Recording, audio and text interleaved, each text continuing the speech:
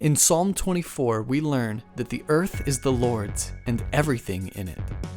That includes the things that we tend to hold on to tightly, like money. The truth is that all the money we have is a gift from God, and we can worship Him by giving it back.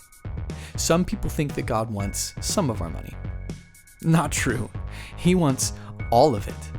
It's freeing when we realize that it's all God's anyway, and we simply get to manage it for Him. He freely gave all of it to us, and He wants us to honor Him with all of it. But how do we do that? We honor God with our wealth when we're wise with it.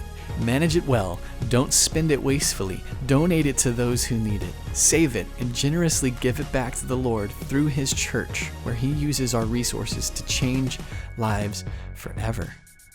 When we release back to God what He has given to us, He is freed up to bless us again. Maybe you're new to following Jesus and the concept of giving money to God doesn't make much sense. That's okay. If you give nothing now, just try to give something. That's a great first step towards honoring God with your finances. If you've been around a little bit longer and you're ready to trust God with your next step, try moving from giving something to giving strategically. That might mean giving a consistent amount on a regular basis.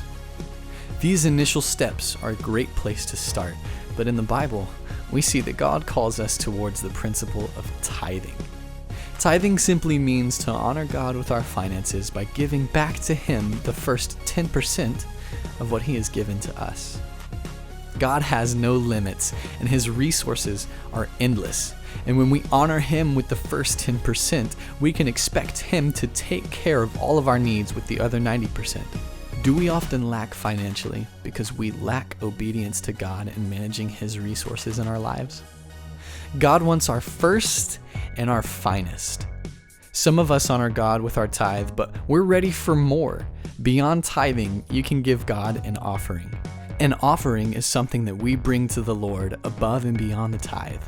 This is where we symbolically give back to God in proportion to His extravagant love and generosity toward us.